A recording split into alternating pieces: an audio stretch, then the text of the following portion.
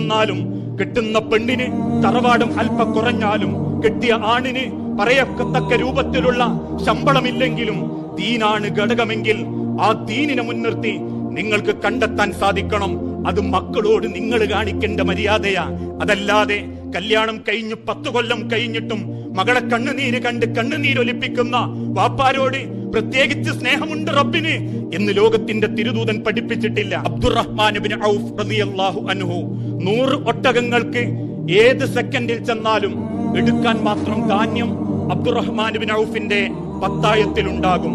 ആ അബ്ദുറഹ്മാൻ ഇബ്നു ഔഫ് റളിയല്ലാഹു അൻഹുവിന് സ്വന്തം എന്ന് പറയാൻ ഒരു സഹോദരി ജമീല എന്ന പെണ്ണു മാത്രം.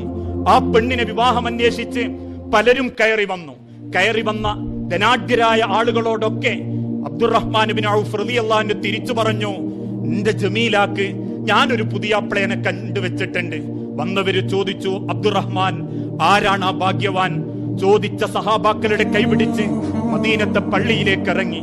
ലോകത്തിന്റെ തിരുദൂതൻ സ്വന്തം കൈകളാൽ നിർമ്മിക്കപ്പെട്ട മസ്ജിദുൻ നബവിയുടെ മിനാരത്തിന്റെ താഴെ കുത്തിവെച്ച ഈത്തപ്പന ഓലയിൽ കയറി നിന്ന് ഈത്തപ്പന തടിയിൽ ചാരി നിന്ന് വേർത്തൊട്ടിയ ശരീരവുമായി ചാഞ്ഞും ചെരിഞ്ഞും വാങ്ങുകൊടുക്കുന്ന കറുത്ത ചുരുളം തുടിക്കാരനെ ചൂണ്ടി അബ്ദുറഹ്മാൻ ഇബ്നു ഔഫ് വിളിച്ചു പറഞ്ഞു, എന്റെ ജമീലാക്ക് ഞാൻ കണ്ട പുതിയാപ്ല ബിലാൽ ഇബ്നു റബാഹ, കാപ്പിരി വർഗക്കാരൻ, നീഗ്രോ വംശജൻ, അടിമയായ ബിലാൽ, കയറിക്കിടക്കാൻ കൂരയില്ലാത്ത ബിലാൽ റളിയല്ലാഹു അൻഹു.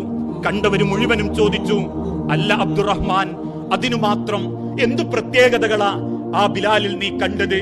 ബാങ്ക് അവസാനിപ്പിച്ച ബിലാൽ ഇബ്നു റബാഹ റളിയല്ലാഹു അൻഹുവിനെ നെഞ്ചോട് ചേർത്ത് പിടിച്ച് അബ്ദുറഹ്മാൻ ഇബ്നു ഔഫ് തിരിച്ചു പറഞ്ഞൊരു മറുപടിയുണ്ട്, ബിലാലിന്റെ തൊലി കറുത്തതാണെങ്കിലും ബിലാലിന്റെ ഉള്ളു വെളുത്തതാ.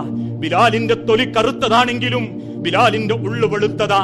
എന്റെ സഹോദരിക്ക് ഇതിലും നല്ലൊരു ബന്ധം കണ്ടെത്താൻ ഈ ആയുസ്സിൽ എന്നെ കൊണ്ട് സാധിക്കുകയില്ല.